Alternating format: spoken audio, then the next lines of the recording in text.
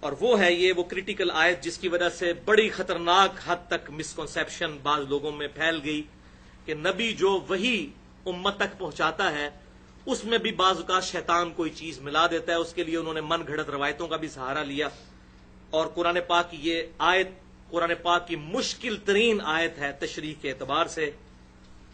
سورۃ الحج کی 52 نمبر آیت.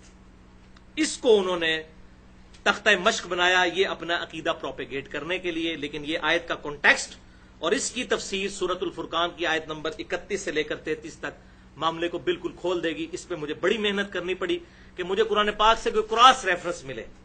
تو الحمدللہ بڑی محنت کے بعد یہ مجھے کراس ریفرنس سورۃ الفرقان کی 3 آیات مل گئیں 31, 32 اور 33.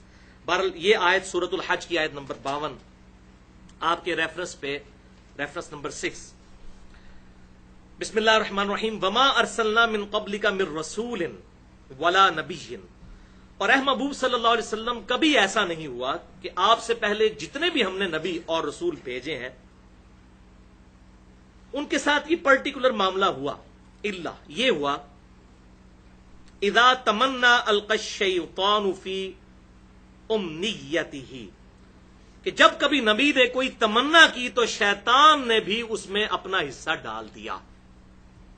ایسا ہو ہی نہیں سکتا کہ کوئی نبی اور رسول اس معاملے میں محفوظ رہا ہو.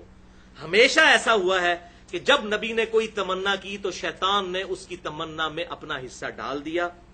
فَيَنْسَخُ اللَّهُ مَا يُلْقِي الشَّيْطَانُ.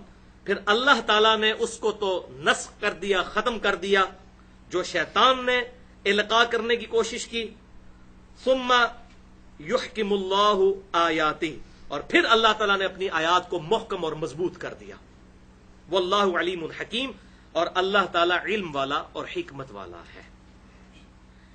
بعض لوگ اس بات کو نبی کی طرف لے گئے کہ نبی پر شیطان کو القاء کر دیتا ہے معاذ اللہ استغفر اللہ, پھر اللہ تعالیٰ اس کا القاء ختم کر کے تو آیات کو محکم کرتا ہے. جو نبی پر وحی آتی ہے اس وحی کے دوران شیطان بھی کوئی وحی انجیکٹ کر دیتا ہے. یہ تو بھائی بالکل غلط ہے. یہ تو قرآن کے پورے فلسفے کے خلاف ہے, کیونکہ قرآن تو کہتا ہے کہ ہم نبی کی حفاظت کرتے ہیں.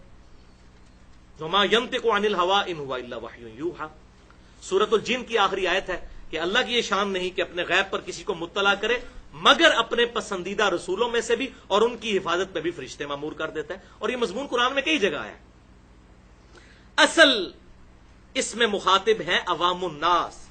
اب اس آیت کو سمجھیے کہ کبھی ایسا نہیں ہوا کہ کوئی رسول اور نبی آیا ہو مگر یہ کہ یہ معاملہ ہوگا کہ جب کبھی اس نے تمنا کی کہ وہ دعوت حق جو اللہ نے اس کو دی ہے وہ عوام الناس تک پہنچائے تو شیطان بھی اس کے اندر اپنی عمل دخل کر دیتا ہے. مراد یہ کہ جب وہ لوگوں کو حق بات پہنچاتا ہے تو لوگوں کے دلوں میں وہ وسوسے ڈال کر نبی کے خلاف کر دیتا ہے عوام کو. پھر اللہ تعالیٰ اس معاملے کو دور کرتا ہے. وہ کیسے کرتا ہے؟ اعتراضات کر کے. یار یہ کیا قرآن میں آیت نازل ہوئی, یہ کیا مکھی اور مچھر کی مثال. تو اللہ تعالیٰ نے فرمایا اللہ نے کوئی علم نہیں جاننا, بلکہ اللہ تبارک و تعالیٰ اس مثال کے ذریعے لوگوں کو بات سمجھانا چاہتا ہے. اگر کسی کو مکھی اور مچھر کی مثال سے سمجھ آتی ہے تو اس طرح سمجھ آ جائے. تو اللہ تعالیٰ پھر اپنی آیات کو محکم کرتا ہے, اور پھر اللہ تبارک و تعالیٰ ان آیات کو محکم کیسے کرتا ہے, اور آیات نازل فرما کے ان اعتراضات کا جواب دے کے. اسی لیے تو بھائیو یہ اتنی موٹی کتاب ہے, ورنہ ایک صفحے کی کتاب ہوتی ہے. یہ اتنی بڑی کتاب اسی لیے ہے کہ وسوسے بہت زیادہ ہیں. 23 سال تک نازل ہوتی رہی. تو ان وسوسوں کو سیٹل کرنے کے لیے اللہ تعالیٰ کہتا ہے کہ جب یہ عوام الناس کے اندر کوئی ایسا معاملہ کرتے ہیں تو اللہ تعالیٰ اپنی آیات کو محکم کر دیتا ہے. اور یہ تفسیر میں نے اپنی طرف سے نہیں کی, اس کی سپورٹ میں یہ آیات مجھے ملی الحمدللہ بڑی محنت کے بعد. سورۃ الفرقان آیت نمبر 31 سے 33 ریفرنس نمبر 7. یہ باقی آیات سورہ حج کی بعد میں مکمل کریں گے. یہاں کراس ریفرنس کے طور پر اس چیز کو لے لیں. وَكَذَلِكَ جَعَلْنَا لِكُلِّ نَبِيٍّ عَدُوًّا مِّنَ الْمُجْرِمِينَ. اور ہم نے اسی طریقے سے ہر نبی کے دشمن بنا دیے مجرموں میں سے. یعنی اللہ تعالیٰ یہ کشمکش کرتا ہے. یہ دشمن بھی اللہ تعالیٰ نے شیطان بھی پیدا کیا, اور یہ سارے معاملات یہ جو حالات ہوئے آزمائش کے لیے. وَكَفَى بِرَبِّكَ هَادِيًا وَنَصِيرًا. اور تیرا رب کافی ہے ہدایت دینے کو اور مدد کرنے کو. وَقَالَ الَّذِينَ كَفَرُوا لَوْلَا نُزِّلَ عَلَيْهِ الْقُرْآنُ جُمْلَةً وَاحِدَةً. اور کافر یہ اعتراض کرتے ہیں کہ یہ قرآن ایک اکٹھی کتاب کی صورت میں کیوں نہیں نازل ہوا؟ قرآن میں خود لکھا ہوا ہے کہ تورات اور انجیل جو ہیں وہ اکٹھے نازل ہوئے ہیں، تورات موسیٰ علیہ السلام کو دی گئی اکٹھی تختیوں کی شکل میں، یہ قرآن کیوں 23 سال سے نازل ہو رہا ہے؟ مکی دور میں 13 سال سے اکٹھی ایک کتاب سلیبس کے طور پہ پکڑا دی جاتی ہے۔ اب یہ کافروں کا اعتراض تھا، تو اب دیکھو اعتراض کرنے میں تو کوئی بھی اعتراض کر سکتا ہے، یعنی اگر اکٹھی ہو جاتی پھر تسی مان لینا جی۔ عیسیٰ علیہ السلام پہ 12 بندے ایمان لے کے آئے، موسیٰ علیہ السلام پہ بھی ایمان لانے والے تو 6 لاکھ کے قریب تھے، جب قتال کی باری آئی تو 2 بندے ساتھ رہ گئے، باقی سارے ادھر ادھر ہو گئے۔ تو یہ اعتراضات دل بےمان تے اجٹاٹ تیر، جنہوں سے پنجابی کہنا ہے کہ دل میں بےمانی ہو تو پھر جھوٹے دلائل تو بہت گھڑے جا سکتے ہیں۔ تو یہ کافر اعتراض کرتے ہیں یہ کتاب اکٹھی کیوں نہیں نازل ہوئی؟ تو اللہ تعالیٰ فرماتا ہے کذالک، یہ اس لیے ہے لنثبت به فؤادک ورتلناہ ترتیلا، یہ اس لیے کہ محبوب صلی اللہ علیہ وسلم ہم آپ کو اس کے ذریعے مضبوط کریں اور ٹھہر ٹھہر کر کے آپ پر یہ کتاب پڑھیں۔ مراد یہ کہ آپ صلی اللہ علیہ وسلم کے لیے گائیڈ لائنز ہیں، مسلسل 23 سال سے آپ کا اللہ تعالیٰ کے ساتھ ڈائریکٹ رشتہ برقرار، اور آپ کو آہستہ آہستہ اس کے ذریعے مضبوط کیا جا رہا ہے۔ پہلے گائیڈ لائنز آتی ہیں، اس پر عمل کرتے ہیں، نئی آزمائشیں آتی ہیں، پھر اللہ کی طرف سے گائیڈ لائنز آہستہ آہستہ ایوالو ہوتے ہوئے صحابہ اکرام کی ایک جانثار جماعت آپ کے پاس تیار ہو گئی ہے، اس لیے کہ آپ کے دل کو مضبوط کرتے ہیں ہم اس کے ذریعے، جو کہ اللہ تبارک تعالیٰ نے سورہ حشر میں بھی فرمایا کہ اگر یہ کتاب نازل ہوتی پہاڑوں پر تو ریزہ ریزہ ہو جاتے پہاڑ۔ نبی صلی اللہ علیہ وسلم کے مبارک دل پہ آہستہ آہستہ اس کو نازل کیا گیا تاکہ آپ کے دل کو مضبوط کیا جائے اس کے ذریعے۔ وَلَا يَأْتُونَكَ بِمَثَلٍ إِلَّا جِئْنَاكَ بِالْحَقِّ وَأَحْسَنَ تَفْسِيرًا، اور اے محبوب صلی اللہ علیہ وسلم تم دیکھو کوئی ایسا اعتراض نہیں یہ لے کر آئیں اور ہم اس کا کوئی نہ کوئی معقول جواب آپ کو تعلیم فرما دیتے ہیں۔ احسن تفسیرا، اب اس کو اوپر جوڑ لیں سورہ حج کی 52 نمبر آیت کے ساتھ کہ اللہ تعالیٰ فرماتا ہے جب کوئی شیطان کوئی کام ڈالنے کی کوشش کرتا ہے تو اللہ تعالیٰ شیطان کی اس معاملے کو پیچھے کر کے اپنی آیات کو محکم کرتا ہے، مراد یہ اس کا جواب دے دیتا ہے۔ اسی طریقے سے سورۃ الانبیاء میں آیا کہ یہ کافر جن کو پوج رہے ہیں، جن پتھروں کو، اللہ تعالیٰ ان پتھروں کو بھی دوزخ میں ڈال دے گا، ان بتوں کو بھی دوزخ میں پھینکے گا۔ تو کافروں نے مذاق اڑانا شروع کر دیا، اچھا اس کا مطلب ہے جتنے جھوٹے معبود بنائے گئے ہیں وہ دوزخ میں جائیں گے، تو عیسیٰ علیہ السلام کو بھی پھر دوزخ میں ڈالا جائے گا، کیونکہ عیسیٰ علیہ السلام کو بھی تو پوچھتے تھے عیسائی۔ اب پتا تو کافروں کو بھی تھا کہ عیسیٰ علیہ السلام نے اپنی عبادت تو خود نہیں کروائی، وہ تو الحمدللہ امام الموحدین تھے، یہ تو لوگوں نے ان کے لیے ڈیوینٹی کلیم کی۔ پھر اللہ تعالیٰ نے اس کا جواب بھی دیا سورہ زخرف کے اندر کہ محبوب صلی اللہ علیہ وسلم یہ جو عیسیٰ کی مثال انہوں نے آپ سے بیان کی، آپ ٹینشن نہ لیں، یہ حجت بازی کرنے کے لیے کی، حالانکہ ان کو بھی پتا ہے کہ ہمارے خاص بندے تھے اور وہ قیامت کی خبر ہے، یعنی نزول عیسیٰ جو ہے یہ قیامت کی خبر ہے۔ اسی پہ میں نے مسئلہ نمبر 12 حیات مسیح اور نزول مسیح علیہ السلام، اس میں اس آیت کو بھی ثبوت کے طور پر پیش کیا ہے۔ تو ہر چیز کا اللہ تعالیٰ معقول جواب الحمدللہ تعلیم فرما دیتا ہے۔ اب اس کی حکمت کیا ہے کہ ایسا کیوں ہوتا ہے کہ نبی دعوت دے رہا ہے، شیطان اپنا کام ڈال رہا ہے، پھر اللہ تعالیٰ آیت نازل کر رہا ہے؟ یہ اس کا ثبوت وہ سورہ حج کی 52 نمبر آیت کی اگلی آیات پڑھ لیجئے، 2 آیات 53 اور 54۔ یہ کس لیے ہے؟ لِيَجْعَلَ مَا يُلْقِي الشَّيْطَانُ فِتْنَةً لِلَّذِينَ فِي قُلُوبِهِم مَرَضٌ، یہ اس لیے ہے تاکہ ہم شیطان کی ان باتوں کو آزمائش کا ذریعہ بنا دیں ان لوگوں کے لیے جن کے دل کے اندر مرض ہو چکا ہے، جنہوں نے بات نہیں ماننی، والقاسیہ، اور ان کے دل سخت ہو چکے ہیں، قاسیۃ القلوبہم، ان کے دل سخت ہو چکے ہیں، یہ ان کے لیے آزمائش بن گئی ہے۔ اب اس بات کو اس سے بھی جوڑ لیجئے، جو یہ اکثر لوگ معاذ اللہ قرآن کی توہین کرتے ہیں، کہتے ہیں نہیں قرآن میں آیا یضل بہ کثیر ویہدی بہ کثیرا، اللہ تعالیٰ اس کتاب کے ذریعے لوگوں کو گمراہ کرتا ہے اور ہدایت دیتا ہے۔ استغفر اللہ، یہ کانٹیکسٹ ہی نہیں ہے اس کا۔ یہ سورۃ البقرہ کی آیات پیچھے سے شروع ہوتی ہیں کہ کافر اعتراض کرتے ہیں کہ مکھی اور مچھر کی مثال قرآن میں کیوں آئی؟ تو اللہ تعالیٰ فرماتا ہے کہ ہمارا مقصد تو علم جھاڑنا نہیں بلکہ بات سمجھانا ہے۔ پھر اللہ تعالیٰ نے یہ الزامی جواب کے طور پر کہا تاکہ اللہ تعالیٰ اس کے ذریعے تمہیں گمراہ کرے۔ کیوں گمراہ کرے؟ کہ تم اس مثال کو ماننے کے لیے تیار ہی نہیں ہو رہے، اور ہدایت دے ان کو جو قرآن کو مان لیں۔ لہٰذا جو قرآن پڑھ کے قرآن کے اوپر عمل کر رہے ہیں نا، وہ ہے ہدایت والے، اور جو کہہ رہے قرآن ڈائریکٹ نہ پڑھو گمراہ ہو جاؤ گے، بیسیکلی وہ ہے یضل بہ کثیرا۔ اور کہتے ہیں قرآن پڑھ کے لوگ گمراہ ہو جاتے ہیں، قرآن میں کہیں نہیں لکھا ہوا قرآن پڑھ کے لوگ، یہ تو قرآن کا مقدمہ ہی ختم ہو جائے گا یہ قرآن تو آیا ہدل للناس سورۃ البقرہ میں، وبینات من الہدی والفرقان، ہدایت کی روشن دلائل اور حق اور باطل میں تمیز کرنے والی کتاب۔ اگر ہم یہ کافروں کہیں یہ کتاب پڑھ کے آپ گمراہ بھی ہو سکتے ہیں اور صحیح بھی ہو، کہیں گے جی اپنے کول رکھو کتاب، استغفر اللہ، آؤٹ آف کنٹیکسٹ کوٹ کیا ہے۔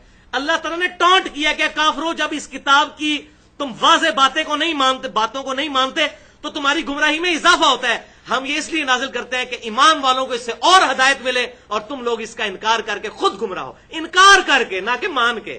اور یہاں پر بھی اللہ تعالیٰ فرما رہا ہے یہ ہم اس لیے کرتے ہیں تاکہ شیطان فتنہ کھڑے کر دے ان لوگوں کے لیے جن کے دلوں میں مرض ہے اور جن کے دل سخت ہو چکے ہیں۔ وَإِنَّ الظَّالِمِينَ لَفِي شِقَاقٍ بَعِيدٍ، اور یہ جو ظالم ہیں یہ تو دشمنی میں بہت آگے جا چکے ہیں، حق بات نظر بھی آ رہی ہے نا پھر بھی نہیں ماننی، اور یہ ہمیشہ سے ہیومن انسٹنکٹ ہے، آج تک ہے۔ اب کسی بھی سنی سے پوچھ لیں کہ جی اہل سنت کی سب سے معتبر کتاب کون سی ہے حدیث کی، کہے گا جی بخاری اور مسلم۔ اور اس سے پوچھیں بھائی بخاری اور مسلم میں نماز کا جو طریقہ لکھا ہوا ہے آپ کو پتا ہے؟ تو 95% سنی اس طریقے پہ نماز ہی نہیں پڑھ رہے دنیا کے۔ ادھر آگے وہ کتاب بیک گراؤنڈ میں چلی جائے گی، ان کے لیے ازمائش بن جائے گی۔ پھر کبھی کچھ کہیں گے جی وہ فلانی 6 لاکھ حدیثاں یاد سنتے، اینیاں کٹا دیتی ہیں تو اینیاں ودا دیتی ہیں۔ 6 لاکھ حدیثیں نبی صلی اللہ علیہ وسلم کی کہاں سے آئیں بھائی؟ وہ ترک تھے، آپ کی ٹوٹل حدیثیں 10,000 ہیں، وہ 6 لاکھ ترک ہیں۔ اس میں نے مسئلہ نمبر 36 ضعیف الاسناد اور من گھڑت احادیث کے فتنے کا تحقیقی جائزہ 87 منٹ کی گفتگو الحمدللہ اس حوالے سے کی ہے۔ تو مخالفت پہ کوئی بندہ اترا ہے تو کبھی بھی حق بات نہیں مانتا، چاہے آپ اس کو قرآن حدیث کھول کے بھی دکھا دیں۔ اور دوسری طرف کیا ہے؟ وَلِيَعْلَمَ الَّذِينَ أُوتُوا الْعِلْمَ، تاکہ جان لیں اہل علم، علم والے لوگ، جذبات والے لوگ نہیں، جو علم کے اوپر اپنے عقائد و نظریات کی بنیاد رکھنا چاہتے ہیں، أَنَّهُ الْحَقُّ مِن رَبِّكَ، کہ یہ کتاب حق ہے آپ کے رب کی طرف سے۔ ان کو تو یقین ہو جائے گا، جن جن آیات پہ یہ اعتراضات کریں گے مومنین کو وہی آیات ایمان کے بڑھنے کا سبب بن رہی ہوں گی۔ الحمدللہ من ربک، تیرے رب کی طرف سے، فیؤمنوا بہ، اور وہ اس پر ایمان لائیں، فتخبت لہ قلوبہم، اور تاکہ ان کے دل جھک جائیں اس کتاب کی طرف۔ وان اللہ لہادی الذین آمنوا، بے شک اللہ تعالی ہدایت دینے والا ہے ایمان والوں کو، الی صراط مستقیم، سیدھے راستے کی طرف، ایمان والوں کو جو واقعی خود ایمان لانا چاہیں۔ تو یہ الحمدللہ سورۃ الحج کی آیت نمبر 52 سے لے کر 54 تک یہ معاملہ بالکل کلیئر ہو گیا اس حوالے سے۔ لیکن ابھی بھی کریٹیکل چیزیں کچھ باقی ہیں، انشاءاللہ اگلی دفعہ ڈسکس کریں گے۔ ایک چیز میں ڈسکس کر لوں، یہ سورۃ الحج کی 52 نمبر آیت کے کانٹیکسٹ میں ایک مرسل روایت ہے جو تفسیر ابن کثیر میں بھی نقل کی گئی، ابن کثیر نے بھی اس کو ضعیف ڈکلیئر کیا، کہ نبی صلی اللہ علیہ وسلم قرآن پاک کی آیات تلاوت کر رہے تھے سورۃ النجم کی، تو اسی دوران اسی وزن کے اوپر آپ صلی اللہ علیہ وسلم کی مبارک زبان سے کچھ اور الفاظ نکل گئے ان کی کافروں کی دیویوں کے بارے میں، تلک الغرانک العلا، کہ یہ دیویاں بڑی اونچے مرتبے کی ہیں، لات اور عزا۔ یہ روایت وہ پیش کرتے ہیں کہ اس کے بعد پھر کافر بھی جو ہے وہ سجدے میں گر پڑے، تو نبی صلی اللہ علیہ وسلم نے تو قرآن کی آیات پڑھی تھیں، ساتھ شیطان نے آپ کی مبارک زبان سے یہ الفاظ معاذ اللہ استغفر اللہ نکلوا دیے۔ یہ بھائیوں بالکل جھوٹی روایت ہے، اور اس کا میں نے پوسٹ مارٹم مسئلہ نمبر 36 اسی ضعیف الاسناد اور من گھڑت احادیث کے فتنے کا تحقیقی جائزہ، اس میں جو میں نے 5 جھوٹی اور ضعیف روایتوں کی مثالیں دی ہیں کہ جن کی وجہ سے دین کا بیڑا غرق ہوا ہے، اس لیے صحیح حدیث پر ایمان لانا ضروری ہے، ان میں سے ایک مثال یہ بھی ہے۔ یہ بالکل جھوٹی روایت ہے، اس کی اسلام میں کوئی حیثیت نہیں ہے۔ اب یہاں پر یہ بات بھی یاد رکھیں کہ آپ صلی اللہ علیہ وسلم یا انبیاء کرام علیہ السلام دین پہنچانے کے حوالے سے 100% اللہ تعالیٰ کی حفاظت میں ہوتے ہیں، ان پر کوئی شیطان کا غلبہ نہیں آتا۔ لیکن جہاں تک دنیاوی معاملات کا تعلق ہے، صحیح مسلم میں اوپر تلے 4 طرق موجود ہیں کہ آپ صلی اللہ علیہ وسلم نے ارشاد فرمایا، وہ بڑا ڈیٹیل واقعہ ہے، ابھی ٹائم نہیں بیان کروں، تبیر نحل والا واقعہ، وہ کھجوروں کی پیوند کاری اور گرافٹنگ والا واقعہ، اس میں آپ صلی اللہ علیہ وسلم نے اینڈ پہ ارشاد فرمایا، انتم اعلم بامر دنیاکم، دنیا کے کاموں کو تم بہتر سمجھتے ہو۔ اور اس میں آگے الفاظ ہیں صحیح مسلم میں، ابو داؤد میں بھی موجود ہے یہ حدیث، مسلم میں 4 طرق اس کے موجود ہیں کہ جب کبھی میں تمہیں اللہ کے ریفرنس سے کوئی بات بتایا کروں تو اس کو من و عن قبول کیا کرو. ہاں جب تمہارے دنیاوی معاملے میں کوئی تمہیں مشورہ دوں تو تم خود دیکھ لیا کرو دنیا کے کاموں کو تم بہتر سمجھتے ہو جو تمہارا اپنا ایکسپیرینس ہے. اب دیکھیں نا جو آج اس وقت سائنس نے جو ترقی کی ہے، یعنی کہ وہ 550 مسافروں کو لے کے ایئر بس A380 آسمان میں اڑ رہی ہے، اور کہاں لوگ 4 مہینے میں حج کے لیے پہنچتے تھے اور اب 4 گھنٹے میں پہنچ جاتے ہیں. اب یہ صحابہ کرام کو تو یہ چیزیں، یہ ٹیکنالوجی نہیں پتا تھی نہ ان کا یہ فریم آف ریفرنس تھا. تو یہ انسان کو جو اللہ تعالیٰ نے وقت کے ساتھ ساتھ ایوولوشن کرائی، ترقی کروائی، اس حوالے سے.